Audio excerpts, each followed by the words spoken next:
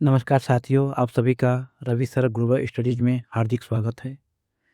ज्ञान के अंदर ऐसे एनालिटिकल थिंकिंग को विकसित करना है जो आपको यूपीएससी की परीक्षा में सफलता दिलाने में सहायक बने। अगर आप चैनल पर पहली बार आए हैं तो चैनल को सब्सक्राइब करें और बेल आइकन को दबाना न भूलें, जिससे आपको आने वाली महत्वपूर्ण कक्षाओं की जानकारी समय पर मिलती रहे। जैसा आपको पता है, यूपीएससी भारत का सबसे टफेस्ट एग्ज़ाम है और हर प्रतियोगी चाहता है कि वो इसमें सफल हो, जिससे समाज की और देश की सेवा कर सके। यूपीएससी का 172 साल पुराना इतिहास है। पूरे इतिहास को हम फेज बाय फेज देखेंगे। आइए फेज 1 के बारे में बात करते हैं। आज़ादी से पहले जब ब्रिटिश रूल था हमारे देश में, उस समय 1854 से 1920 के बीच में इसके क्या डेवलपमेंट हुआ।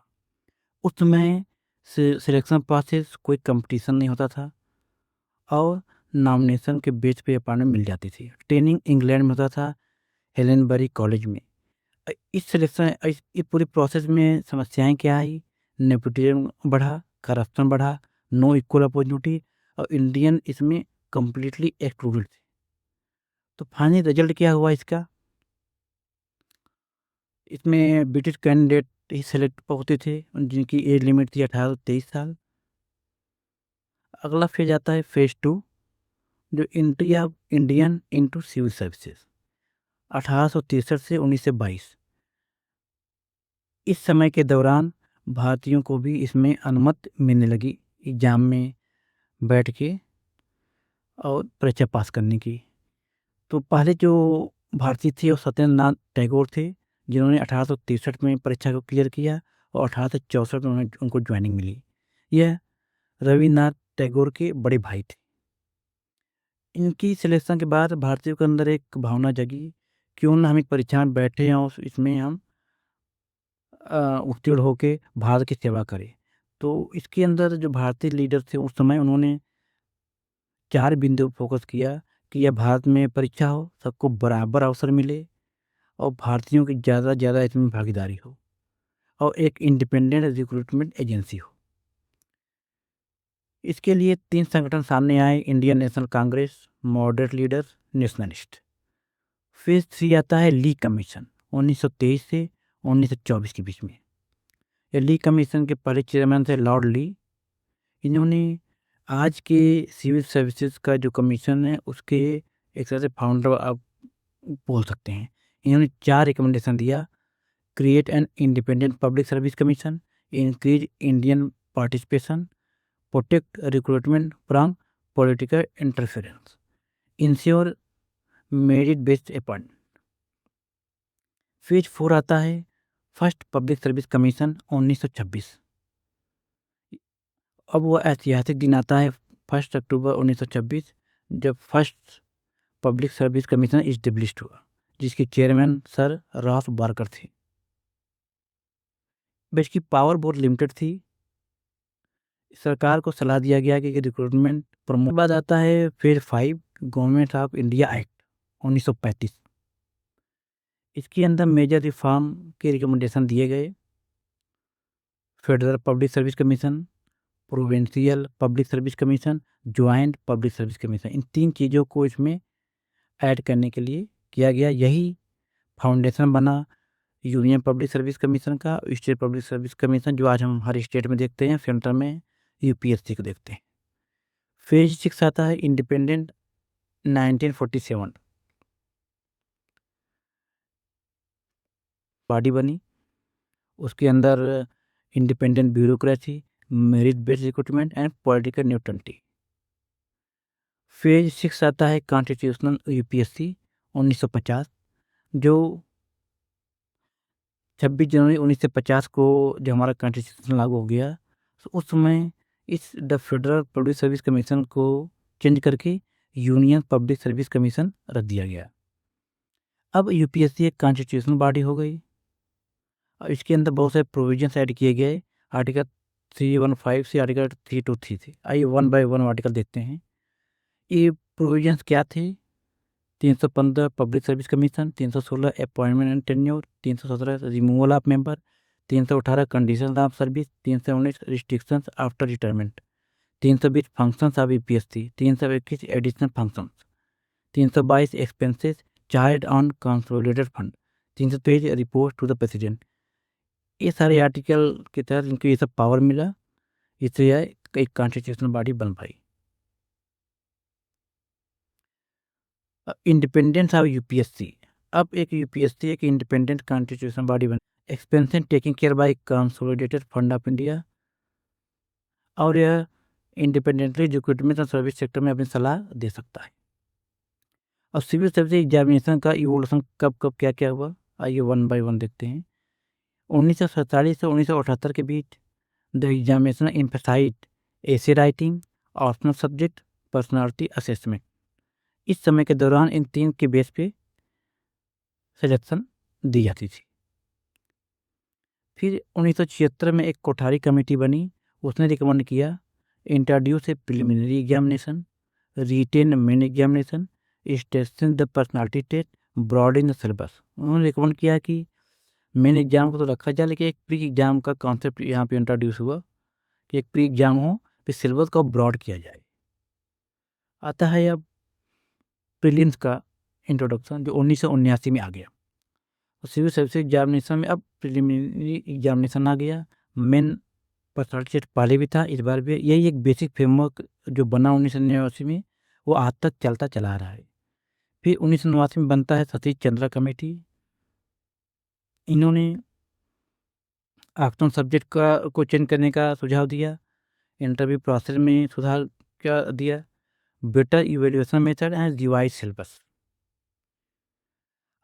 2001 में आता है अलग कमेटी, जो प्रपोज करता है ग्रेटर फोकस ऑन एप्टीट्यूड। 2011 में सी सेट एक कॉन्सेप्ट आता है, और प्रिलिमिनरी एग्जाम्स हुए। पेपर फर्स्ट जनरल स्टडीज हो गया, पेपर सेकेंड सी सेट हो गया। सी सेट के अंदर 5 पॉइंट डाले गए, logical reasoning, decision making, quantity merit में के बेस पे मेरिट तैयार की गई। सरकार को लगा कि जो नॉन इंग्लिश हैं, रूरल बैकग्राउंड के बच्चे हैं, वो इसमें पीछे हो जाते हैं, तो इसके लिए उन्होंने 2 चेंजेस किए। 33 मार्क्स को मेरिट बना दिए, पेपर सेकेंड को 33% क्वालिफाइंग बना दिए।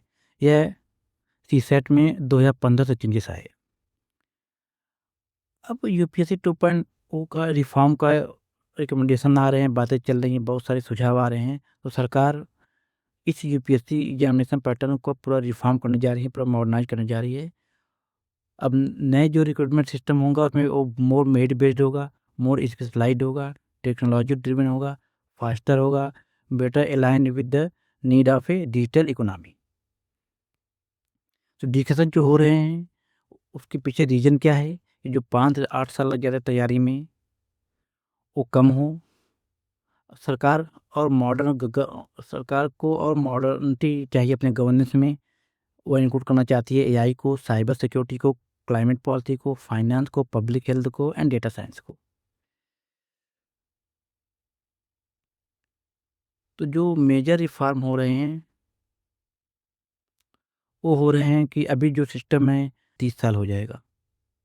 इससे सरकार को बेनिफिट क्या लग रहा है कि यंगर एज में ऑफिसर मिलेंगे जो लंबे समय तक सेवा दे देंगे, और तैयारी नहीं करेंगे, क्योंकि ये एज बाउंडेशन लग जाएगा 27 से 30 साल। लोग उतने ही पीरियड में केवल तैयारी करके एग्ज़ाम क्रैक करने की कोशिश करेंगे।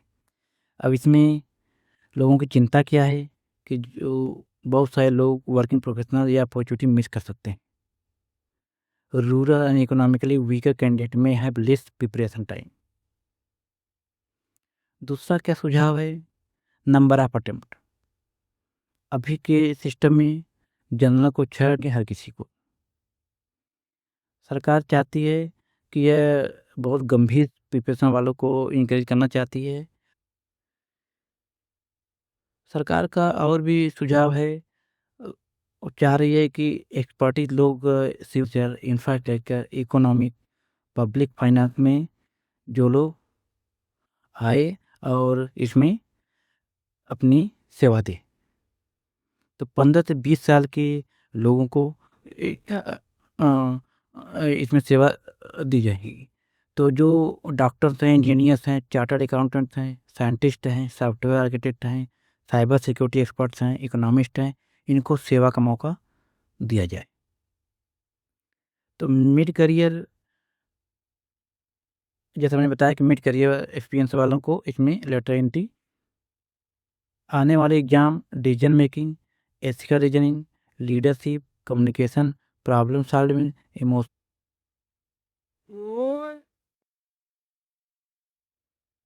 पॉसिबल जो बदलाव देखने को मिलेगा, इवेल्युएशन होगा, डिजिटल आंसर बुक मैनेजमेंट होगा, better fraud detection, more transparent application tracking cycle. Current recruitment can take close to a year. A reformed system could shorten timeline through faster evaluation. It है better training after selection. जब selection के बाद जो training दी जाती है officers को, उनको अब डोमेन बेस्ड ट्रेनिंग दी जाएगी। एआई एंड डिजिटल गवर्नेंस में, public finance, international, cyber security, disaster management, climate policy. 9 point होगा performance based career progression.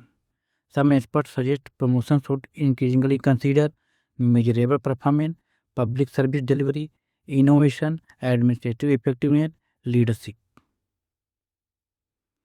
10 point जो रिकमेंडेशन है, greater transparency. Frequently suggested measures include कि इंफॉर्मेशन बहुत डिजिटलाइज किया जाए, सारे प्रोसेस मुझसे डिजिटलाइज में, और रिक्रूटमेंट के दौरान का कम्युनिकेशन को इम्प्रूव किया जाएगा।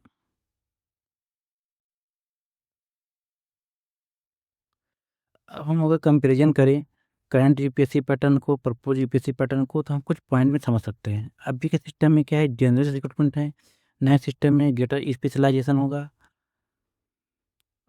करंट सिस्टम में 1 कॉम्पिटिटिव एग्जाम है, न्यू सिस्टम में additional pathways including experience professional, जैसा मैंने बताया 10 से 15 साल, 15 से 20 साल को इसमें लेटर एंट्री दी जाएगी। हायर एज लिमिट है, एज लिमिट को लोअर किया जाएगा। नंबर ऑफ अटेम्प्ट को कम किया जाएगा जो इसमें ज़्यादा है। ट्रेडिशनल इवैल्यूएशन को मोर टेक्नोलॉजी ड्रिवन प्रोसेस में कन्वर्ट किया जाएगा, टेक्नोलॉजी यूज किया जाएगा जिससे स्पीड अप होगा प्रोसेस। अभी सिस्टम क्या है, मोर नॉलेज बेस्ड है। नए सिस्टम में emphasis on aptitude, ethics and leadership के बेस पर किया जाए। क्या यूपीएससी ने ये सारे चेंजेस हो चुके हैं? नहीं, ये सब पब्लिक फोरम में सुने जा रहे हैं, क्योंकि बहुत सारे पॉइंट हैं जिसके बेस पे सिलेक्शन डिसाइड होगा। आप याद करके परीक्षा पास कर पाएंगे। आपके अंदर communication skills, decision making ability, domain knowledge, ethical judgement, इसके बेस पे सिलेक्शन प्रोसेस होगा। आप सब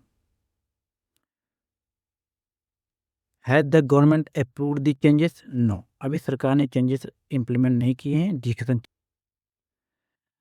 lower age limit, fewer attempt, domain based recruitment, ये सारे अंडर डिस्कशन है, पब्लिक डिस्कशन में जो 30 के बीच में। So many government experts believe that India will gradually move toward a hybrid civil services model. अब पहले मैं बताया फ्रेशर और एक्सपीरियंस, तो हाइब्रिड मॉडल अब लगाया जाएगा जिसमें मेज based competitive examination for younger graduate, specialise technical recruitment for emerging sectors and selective mid career induction of experience professional. इन तीनों का मिला जुला सिलेक्शन होगा, यानी कि जिस सेक्टर में कोई एआई आर्किटेक्ट है, डॉक्टर है, इंजीनियर्स है, डेटा सिक्योरिटी के, उनको भी लिया जाएगा। हर सेक्टर के जो स्पेशलाइज है उनको लिया जाएगा और फ्रेशर को भी लिया जाएगा। ये पूरा हाइब्रिड मॉडल बनेगा आने वाले फ्यूचर में। तो thank you for watching. Please like, subscribe and share and comment.